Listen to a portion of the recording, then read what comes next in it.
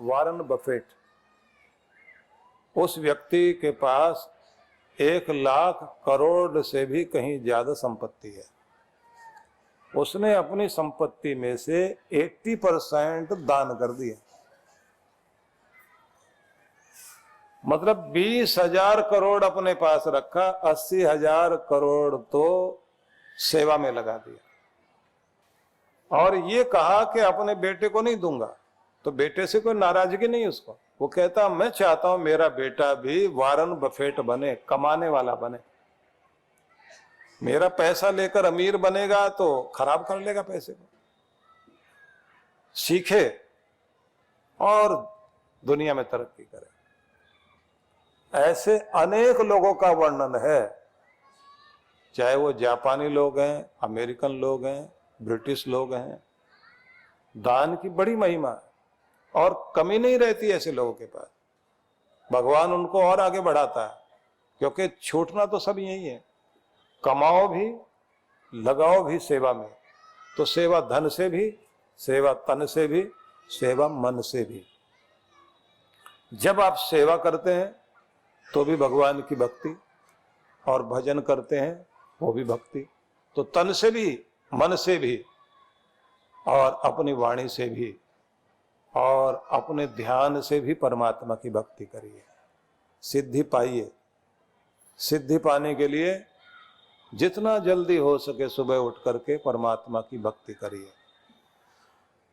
भागवत महापुराण में ऐसा कहा गया है कि भगवान कहते हैं मेरे प्यारे भक्तों की जो पहचान है वो ये है, श्रद्धा में अमृत कथायाम।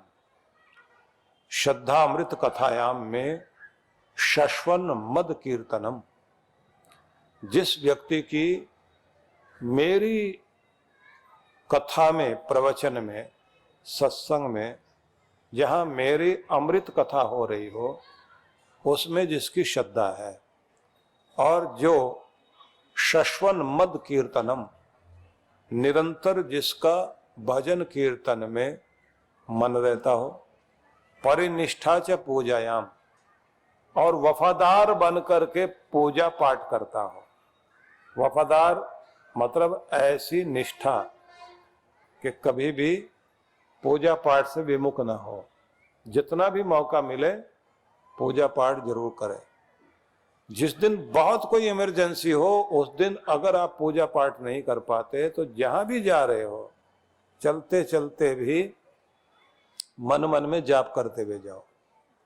जिन लोगों को नियम निभाने की आदत होती है वो क्या करते हैं, जैसे रोज एक्सरसाइज करने का नियम बना लिया, या पार्क में जा करके जॉगिंग करने का या सैर करने का नियम बनाया, तो बुखार हो गया, अब घर में पड़े हैं तो जा तो सकते नहीं, तो भी लेटे लेटे मन में कल्पना करें कि मैं पार्क में गया हुआ हूं, चक्कर लगा रहा हूं, एक्सरसाइज कर रहा हूं। मानसिक रूप से अगर आप एक्सरसाइज कर रहे हैं, ऐसे आदमी की आदत कभी नहीं छूटती, उसकी आदत बनी रहेगी। ऐसे ही अगर आप मंदिर नहीं जा पाए, बीमारी की हालत में लेटे पड़े हैं, मन मन में आप ऐसा ही चिंतन करें जैसे आप वहां पहुंच गए, पूजा पाठ कर रहे हैं और आपको आशीर्वाद मिल रहा है। जिस आदमी का मन भी लगता है और नियम से लगता है, उस आदमी को आदत पड़ जाती है, उसकी आदत छूटती नहीं। जैसे आपने बुरी आदतें डाल ली, ऐसी अच्छी आदतें भी जिंदगी में लगा लेनी चाहिए। वो आदतें जीतेंगी तो आप जीत जाओगे। इसलिए अगर जिंदगी को जिताना चाहते हो तो अपनी आदत वही बनाओ कि जो आदत आप बनाना चाहते हैं, मतलब जो आपके जीवन को आगे ले जाने में सहयोगी है, उस आदत की प्रैक्टिस कर लीजिए। तो आप ना भी चाहोगे, सवेरे उठकर पूजा पाठ नियम से करते थे, किसी दिन ना भी चाहोगे तो आपका मन आपको जगा के बैठा देगा, पूजा कराएगा जरूर।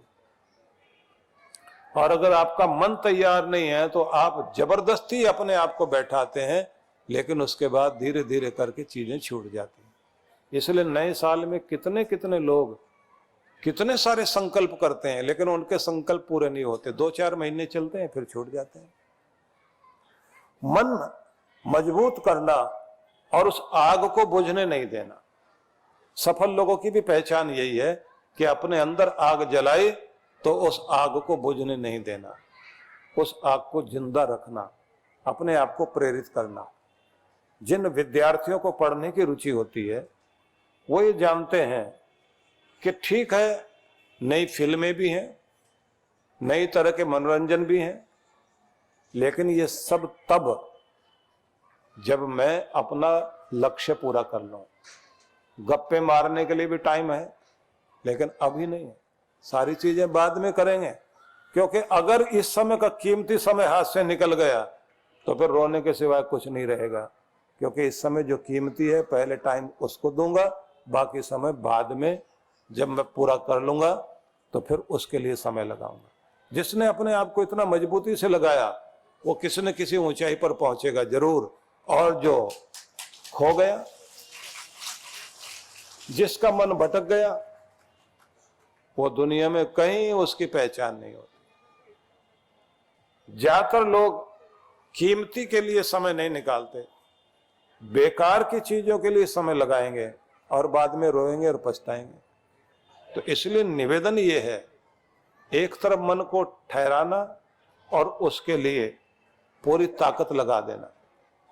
जब आप ऐसा करते हैं तो बीच में एक समस्या आती है कि आप करते तो जा रहे हैं, लेकिन बीच में आग ठंडी हो जाएगी, दिमाग रुक जाएगा, फिर धीरे धीरे आप सब जो कुछ शुरू किया था वो छूट जाएगा आपका।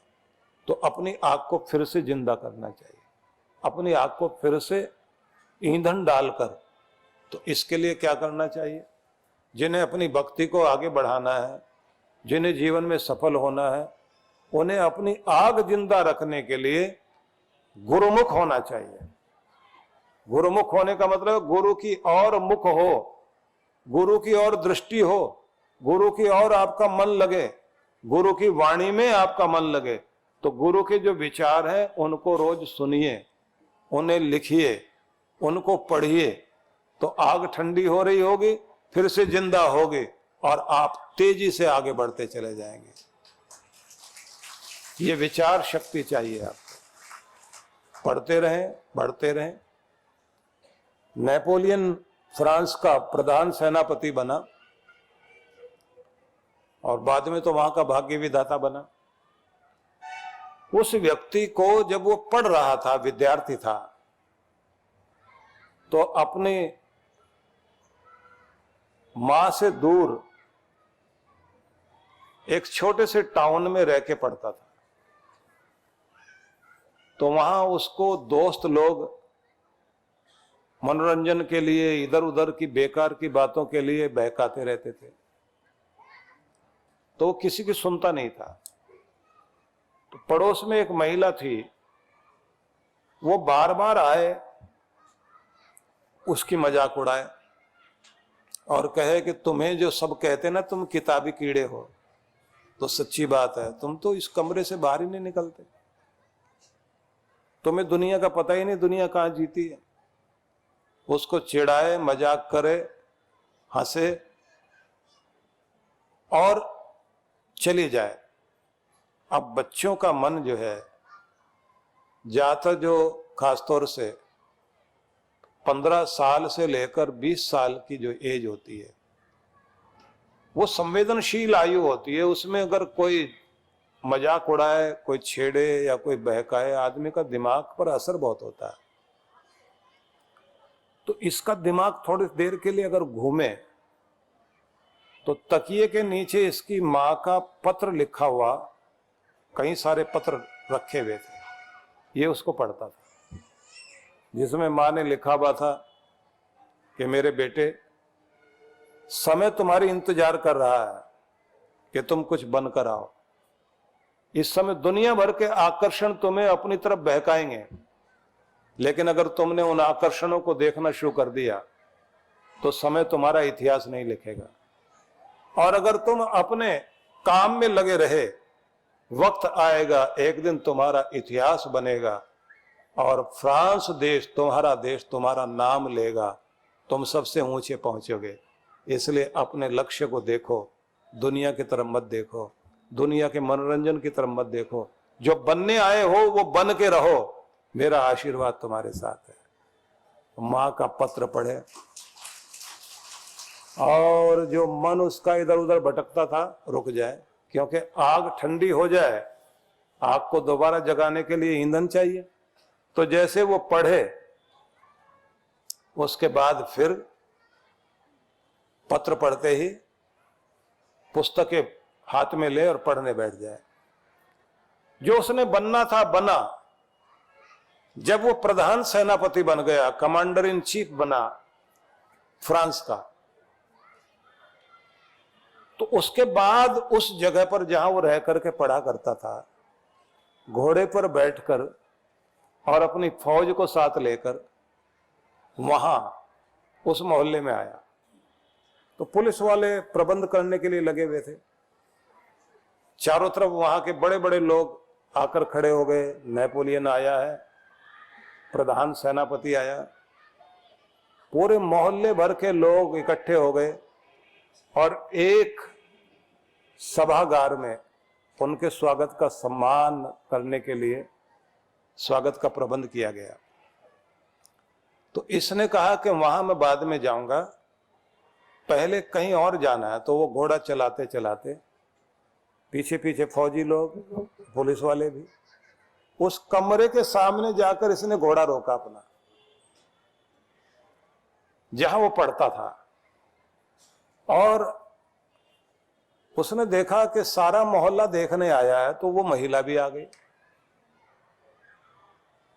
उस महिला को देखकर इसने कहा कि यहां एक नेपोलियन नाम का स्टूडेंट रहता था, वो पढ़ाई करता था, उसके बारे में कुछ पता है? वो आजकल कहाँ है?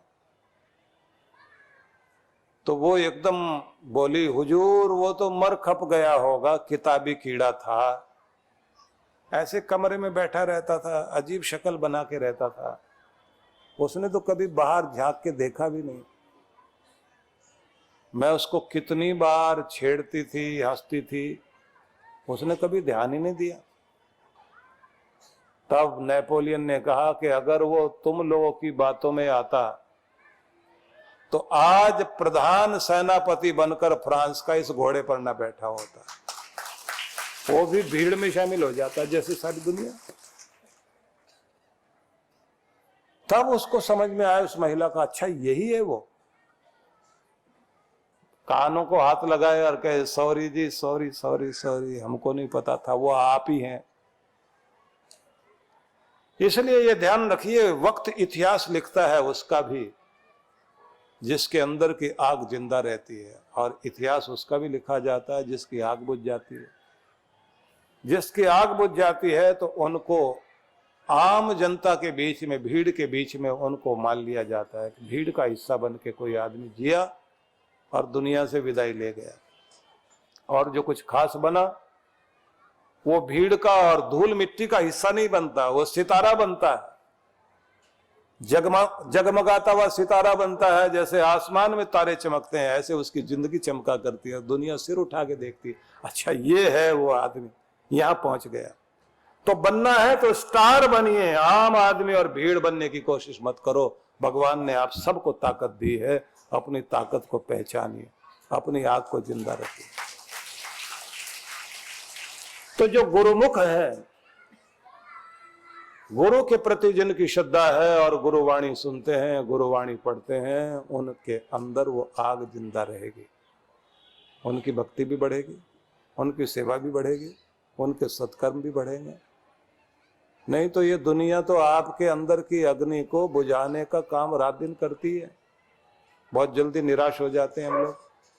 तो मैं आपसे कहूंगा, अपने नियमों का पालन कीजिए। भागवत महापुराण में कहा गया है, अमृत कथा में श्रद्धा रखो, चाहे वो टीवी से सुनो, चाहे सामने बैठ के सुनो। कीर्तन भजन इसका नियम बनाओ, पूजा पाठ में वफादारी अपनाओ। परिनिष्ठा च पूजायाम स्तुति भी स्तवनम मम, और कहते हैं पूजा स्तुति और गुणगान करने में वफादार बन जाओ। वफादार वो है जो अपनी वफादारी छोड़ता नहीं। भगवान का गुणगान करने का जब भी मौका मिले तो उसी समय जरूर बैठ जाओ।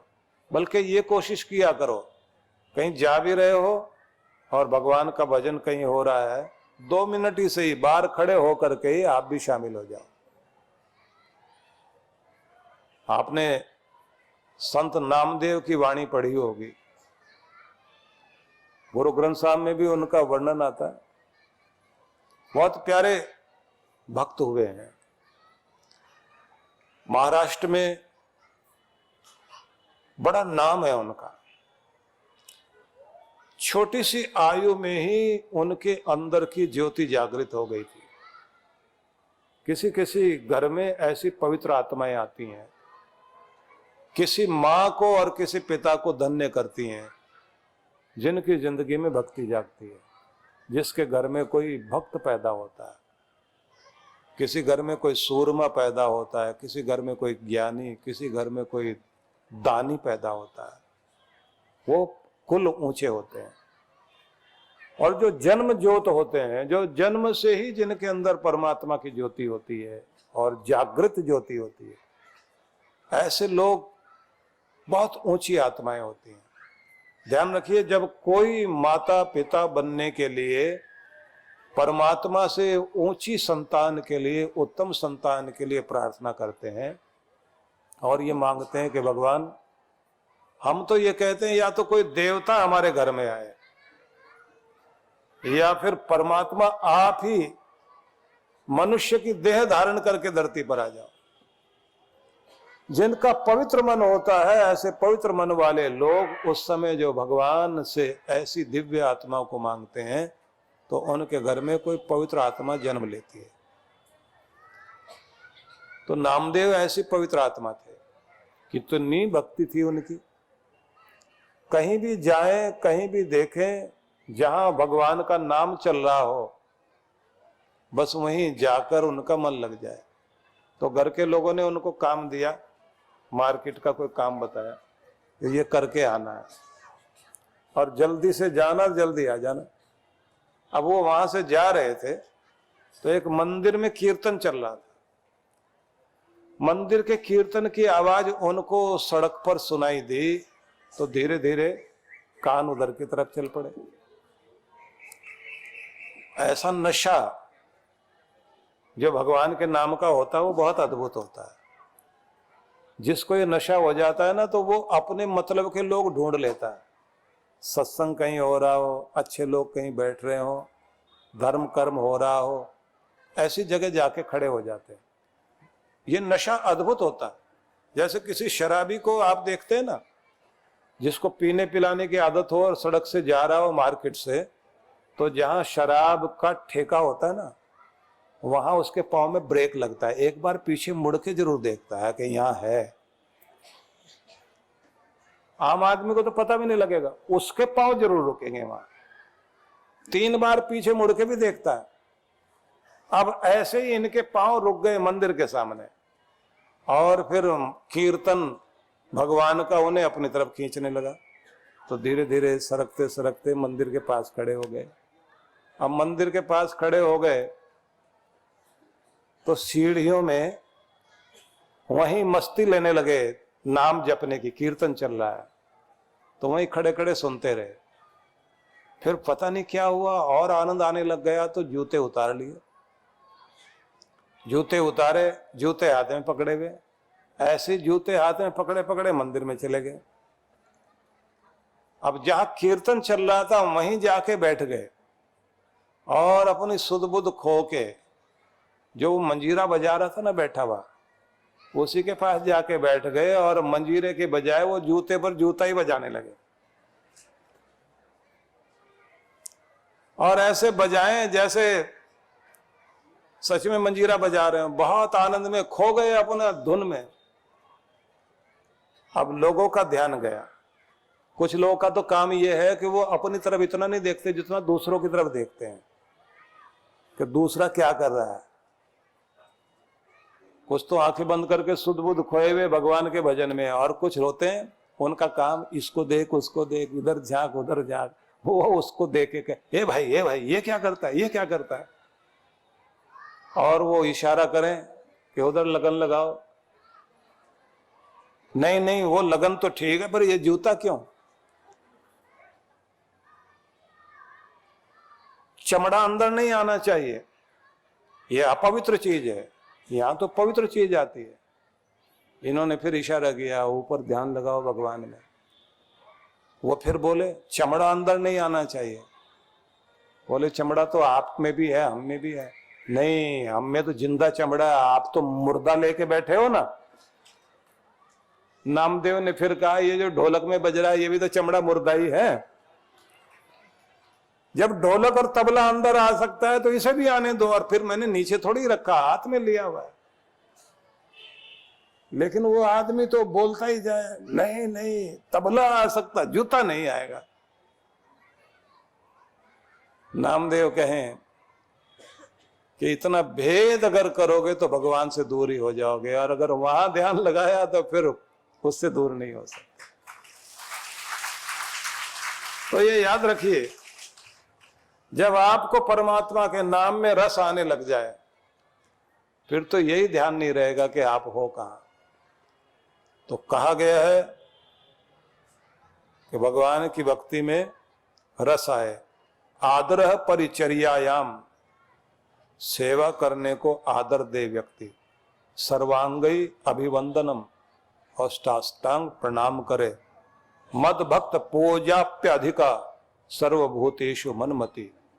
और जो मेरी कथा करके, भगवान कह रहे हैं, मेरी तरफ जोड़ने का काम करते हैं इस जग को, उनको मेरा ही रूप समझना। सर्वभूतेषु मनमति, और हर प्राणी के अंदर मैं बसा हुआ हूं। ऐसा जो ध्यान करता है, कहते हैं बस तुम समझो वो मेरा प्यारा भक्त है, बस उसी का उद्धार होगा। ऐसे लोग ही इस धरती की शोभा बनते हैं। तो मैं चाहूंगा जो कुछ मैंने सुनाया इस पर आप लोग ध्यान देंगे। परम पूज्य सद्गुरुदेव सुधांशु जी महाराज और डॉक्टर अर्चिका दीदी के पावन सानिध्य में विराट भक्ति सत्संग कार्यक्रम की रूपरेखा। दिनांक 2 मार्च 2023, सायं 5:30 से 7:30 बजे। सत्संग स्थल सिंधु भवन, बोड़कदेव, SG हाईवे। दिनांक 3 से 5 मार्च 2023, समय प्रातः 8:30 से 10:30, सायं 5:30 से 7:30। सत्संग स्थल हिलदीप फार्म, अपोलो हॉस्पिटल के पास, भाटगांव, गांधीनगर हाईवे, अहमदाबाद। आयोजक विश्व जागृति मिशन, ओमकार धाम, अहमदाबाद मंडल। संपर्क सूत्र विश्व विख्यात संत श्री सुधांशु जी महाराज के पावन सानिध्य में विराट भक्ति सत्संग कार्यक्रम की रूपरेखा। समय 9 से 12 मार्च, सायं 4:30 से 7 बजे। 10 से 12 मार्च, प्रातः 8:30 से 11 बजे। सत्संग स्थल झंडा ग्राउंड, राजपुरा टाउन, पटियाला, पंजाब। विशेष कार्यक्रम मंत्र दीक्षा 12 मार्च 2023, प्रातः 11:30 बजे। आयोजक विश्व जागृति मिशन, राजपुरा मंडल। संपर्क सूत्र